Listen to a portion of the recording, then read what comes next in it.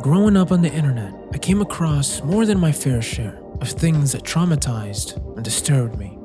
Distorted figures, faces twisted into unnatural expressions, and strange corrupted visuals that haunted my dreams.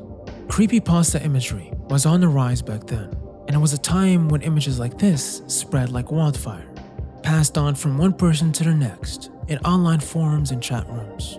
These haunting visuals were tied to stories that blurred the line between fiction and reality, and to a kid like me back then, it made distinguishing between the two almost impossible.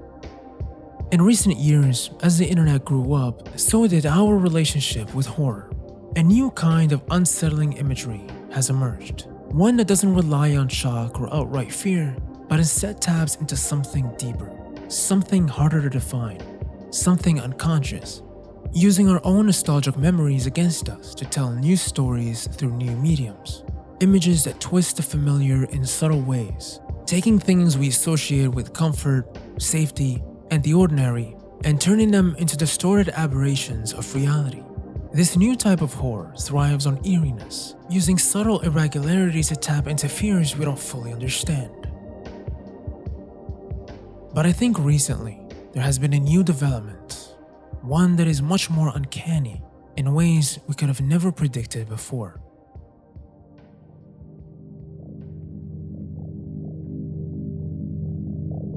Artificial intelligence has significantly altered the way visual content is generated. AI image generators, powered by complex deep learning models, can produce everything from hyper-realistic portraits to surreal, abstract compositions, simply from a few text prompts.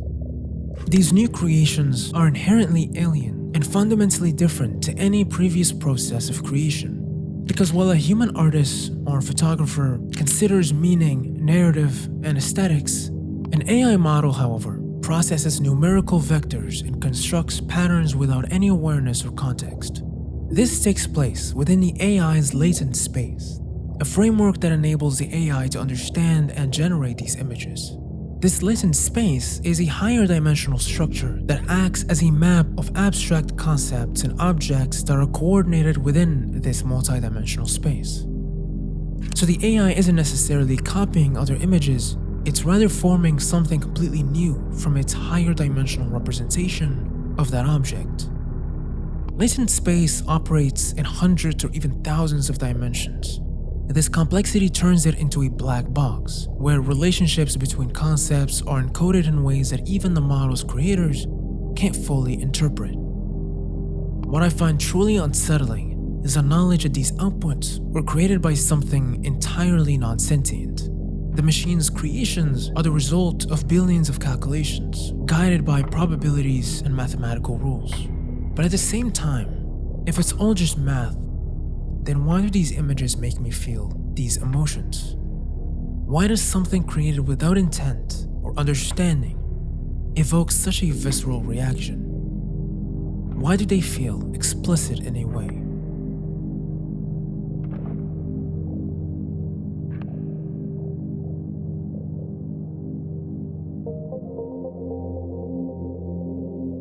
In September of 2022, an ex-account by the name of Supercomposite would make a thread about a phenomenon they happened across while exploring the capabilities of Stable Diffusion, a locally run AI image generation model, while making AI-generated images of celebrities.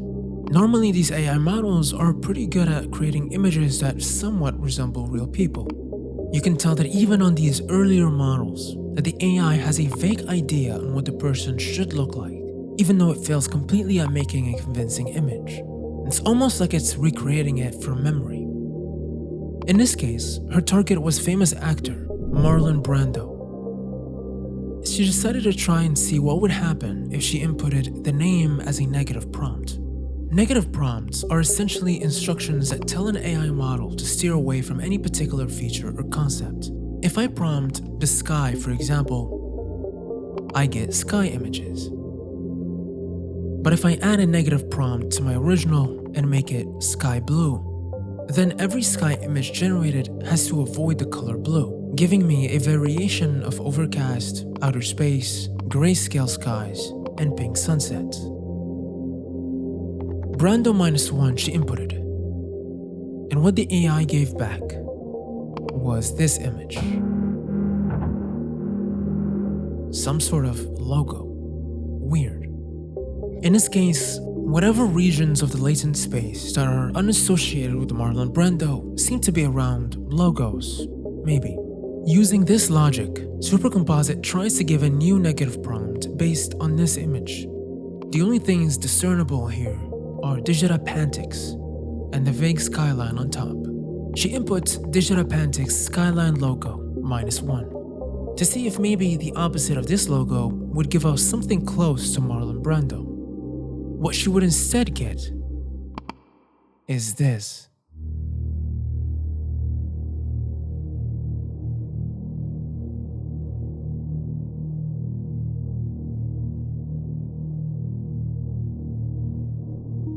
For some reason, the negation to the negation of Marlon Brando gave back 4 images which all show the same devastated looking older woman with defined facial features. What is this? Who is this woman?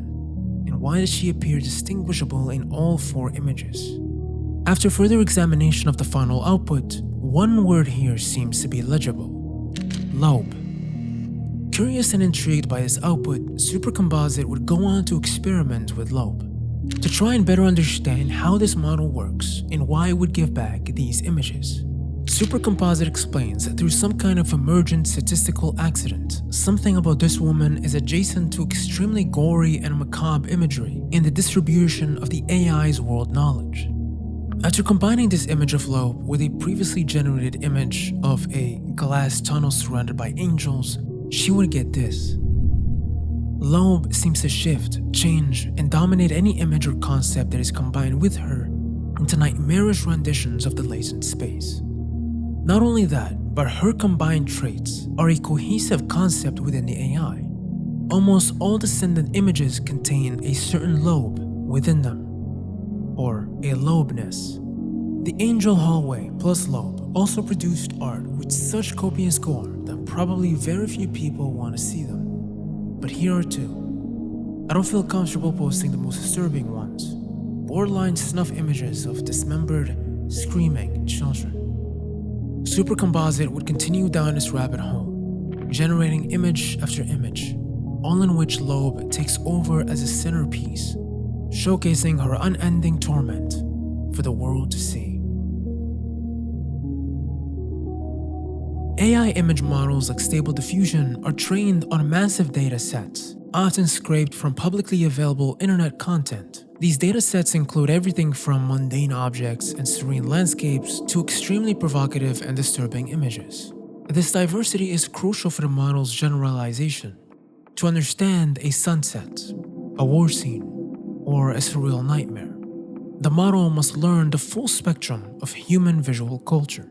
Some of these datasets inevitably include graphic and macabre content, violence, gore, and horror, because such images exist in abundance online. Now, certain automated filters are applied to try and get as much of this stuff out, but some of it always slips in.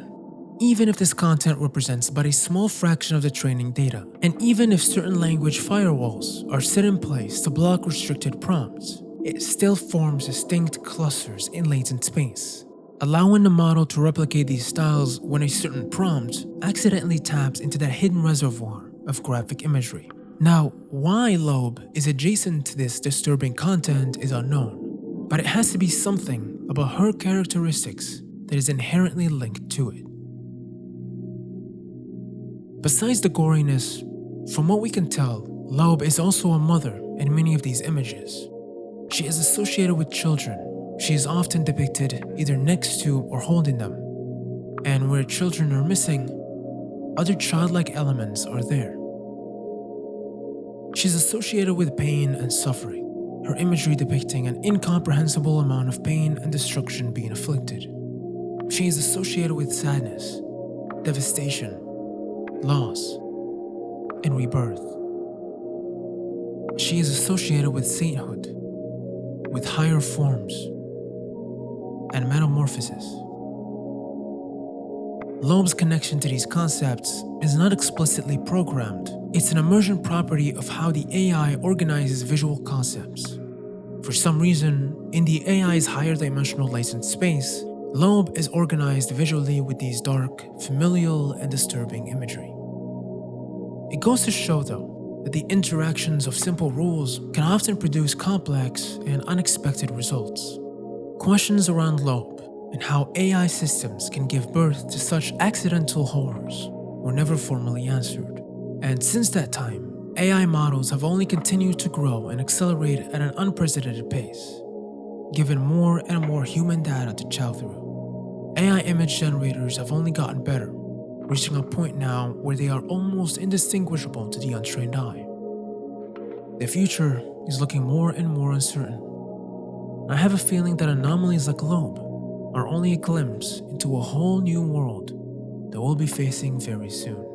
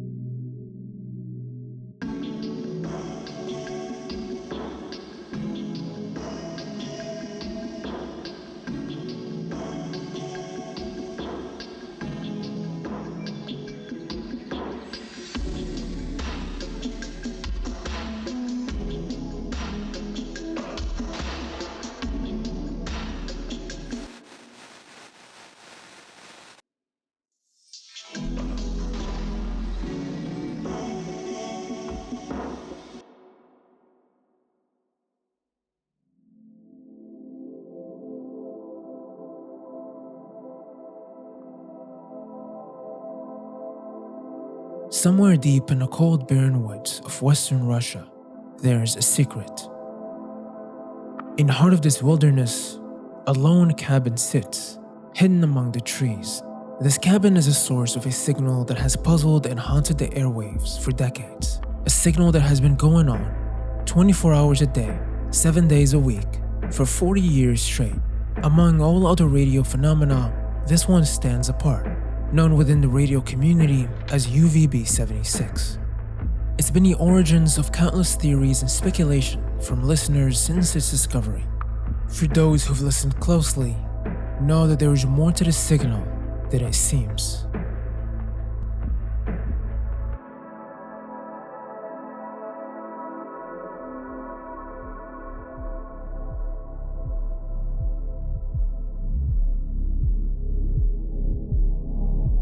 Okay, so this is WebSDR. It's a website that lets us explore live radio frequencies from around the world. What you're looking at now is the entire shortwave radio spectrum, visualized in real time. This means that not only can we hear the signals, but we can also see them through this waterfall display. We can move around and tune into any frequency. We can listen to music stations, casual conversations, Maybe we can have a little word with her now. Hello, Violet. Hello, Violet. and aviation weather transmissions. Kilometers or more. Cloud, ceiling, broken at 1,000 feet. Temperature. And I kid you not when I say, you could truly lose yourself in this world. To the uninitiated, randomly flicking through these stations and stumbling upon some of these signals can be a deeply unnerving experience. It's not just the unfamiliar sounds, the eerie static, or the cryptic messages. It's the unsettling realization that you never truly know what you just tuned into, or if you're supposed to be overhearing it at all. Among all these broadcasts, we can find special frequencies called number stations. These number stations are some of the most mysterious transmissions on shortwave radio. They usually broadcast strings of numbers, letters, or coded words, and unlike other broadcasts, they have no clear audience or purpose. The lack of knowledge here isn't the only reason these stations are seen as uncanny or mysterious. There are real, tangible reasons why people have come to find a fascination with them, and the mystery around them. And that's what UVB is. It's a number station, and if we go and type its frequency, there it is. Since the Cold War, number stations have become prolific as high-security, low-risk spy tools to send secret messages over long distances to operatives in the field. While some number stations have gone silent since then, others remain active, like UVB-76.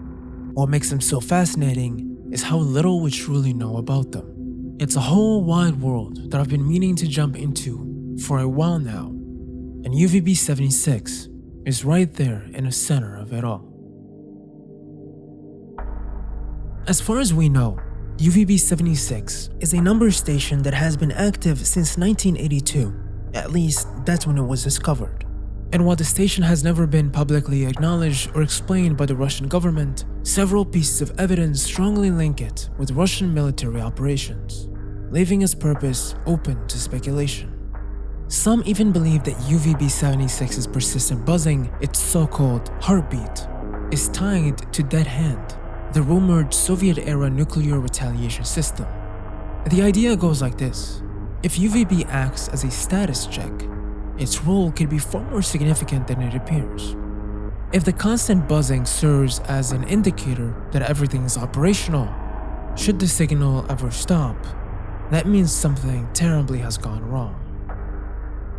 One of the first rational explanations one comes to after uncovering UVB-76 is that this is a Soviet-era channel marker. Channel markers are constant signals broadcasted to keep a specific frequency active and reserved. They serve as a placeholder, ensuring no one else can use that frequency. That would be a viable explanation, except for the fact that UVB does more than just buzz. Every so often, and this is rare, the monotony of the buzzing is interrupted and a voice cuts through the static.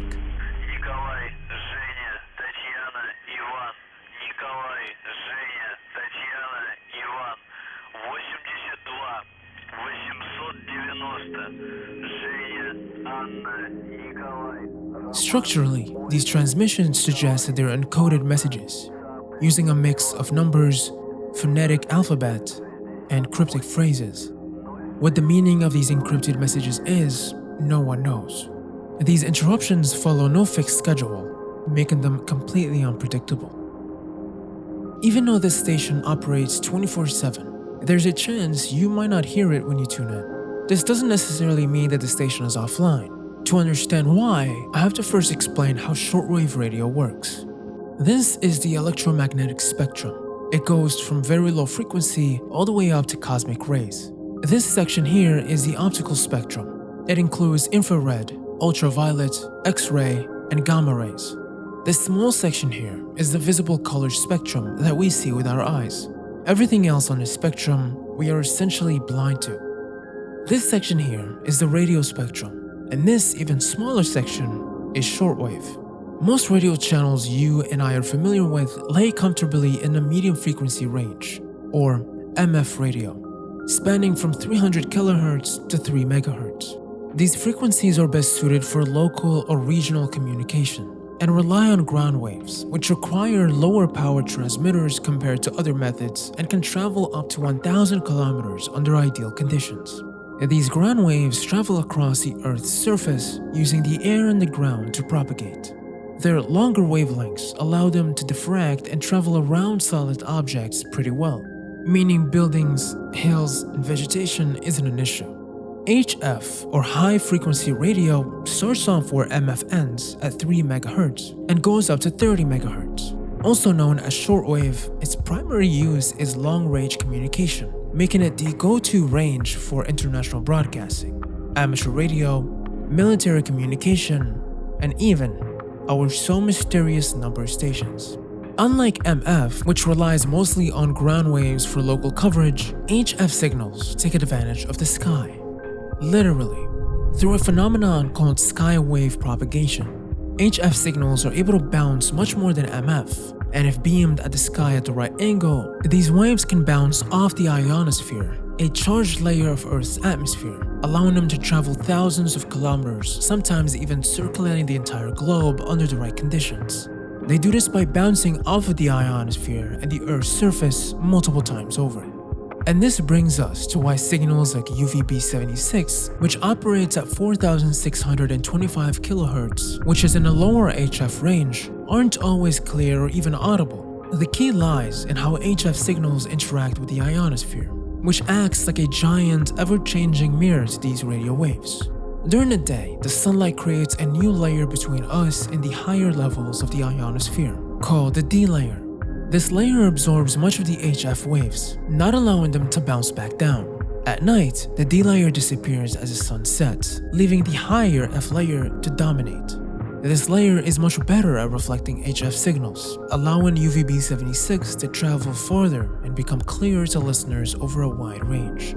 This is why UVB can seem like it's unoperational during some hours of the day, only to return loud and clear as dusk falls and the twilight hours roll through. It's all a delicate balance between nature and technology, working together to create a fascinating, intricate system that allows these signals to connect the world.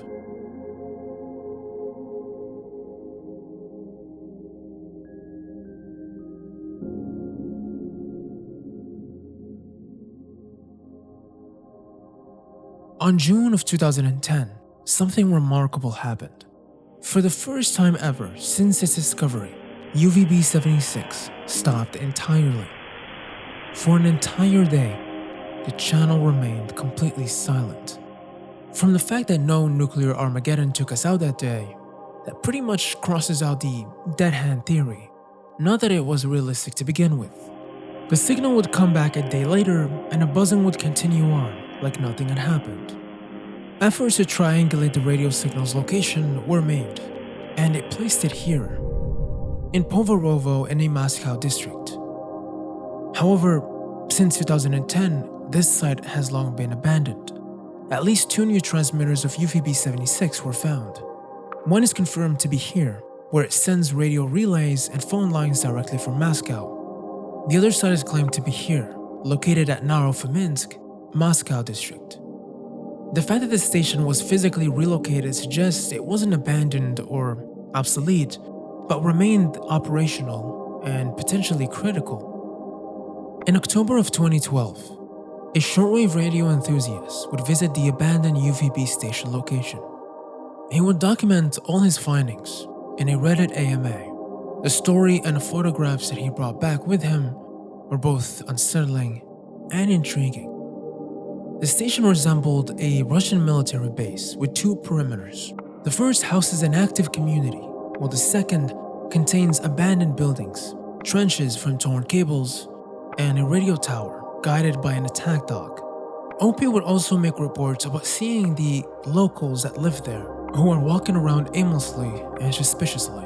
When asked to clarify what he meant by this, he said, "Once we entered the second perimeter, there was a man on a bike that came from the road that led to nowhere other than the forest. He wasn't carrying anything and headed in the direction of a field in which I know has nothing at all for miles and miles.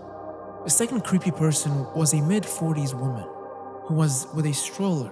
At first, I thought she's a resident of the town out for a walk, but as she passed me, I saw that her stroller was empty. Who goes to an abandoned military base with an empty stroller for a walk? Mushroom hunting? The man perhaps, but the lady just wandered up and down this one stretch of road for a good half hour. Then she just slowly disappeared down a road. Maybe went back to the town. Strange." Interviews with locals still living there said that on one night in 2010, after a dense fog rolled in, the Russian military just quickly and efficiently evacuated the station in less than 90 minutes. It seems like we got a real mystery on our hands. A signal that has been broadcasting for decades with no clear explanation. Add to that the cryptic messages and odd behavior at its supposed location, and its ties with the Russian military. Whatever UVB76's true purpose is, one thing's for sure. As long as that signal continues buzzing, so too will its mystery.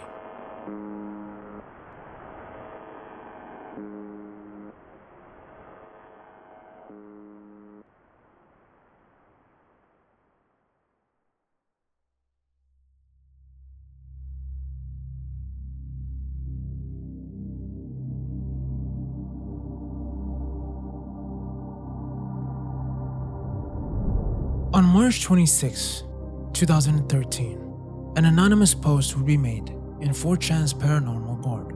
Hello X, I don't post here really ever, but I'm here to seek knowledge or better understanding of what this place could be.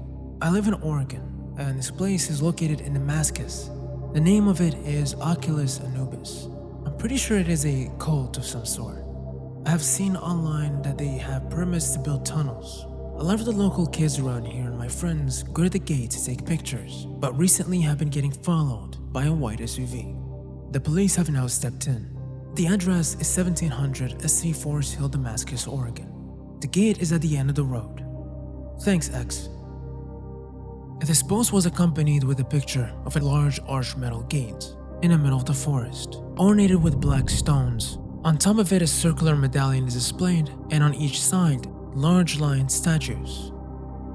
Behind the gate, a long narrow pathway stretches into the forested area, and a tall white statue can be seen. This simple, albeit menacing post would send 4chan into a frenzy.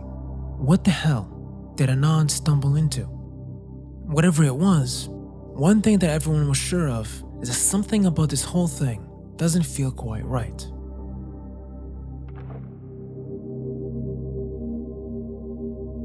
Soon after, new photos and videos would pop up here and there from people who would visit the place, people who were able to make it in. From these photos and videos, we can get a better understanding of what this place is and what is within it. Past the entrance, you are greeted by a tall statue of the ancient Egyptian god Sekhmet. Past him, a winding path leading deeper into the forest that opens up into a strange platform surrounded by pillars, looking almost like a ritualistic site. Strange stone structures are dotted all over the place, and more ancient Egyptian statues still confined within their boxes. The place has multiple paths and sideways to explore, all leading to different nooks and crannies.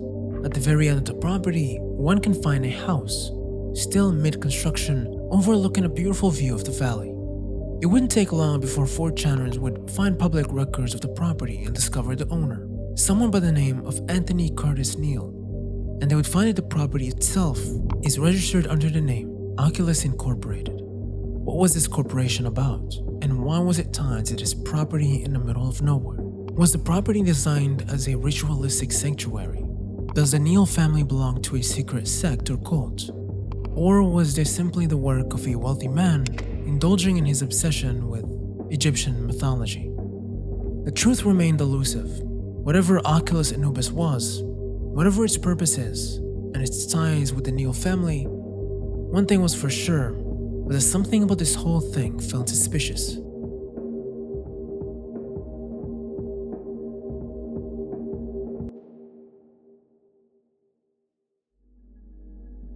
In June of 2016, online researchers made a startling discovery. While they had been trying to unravel the mystery of Oculus Anubis, so had the federal government.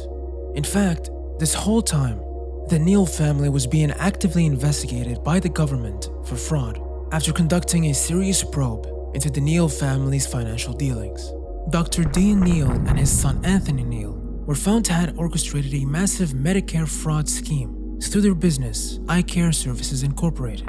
Between 2007 and 2013, the practice fraudulently billed Medicare for millions of dollars by charging for unnecessary procedures, inflating costs through upcoding, and submitting claims for services that were never performed. An estimated $6.5 million were stolen, much of it funneled into a shell corporation called Oculus Incorporated, directly linked to the property known as Oculus Anubis. Oculus Anubis, its towering statues, ritualistic platforms, and unfinished mansions built using funds stolen from the healthcare system.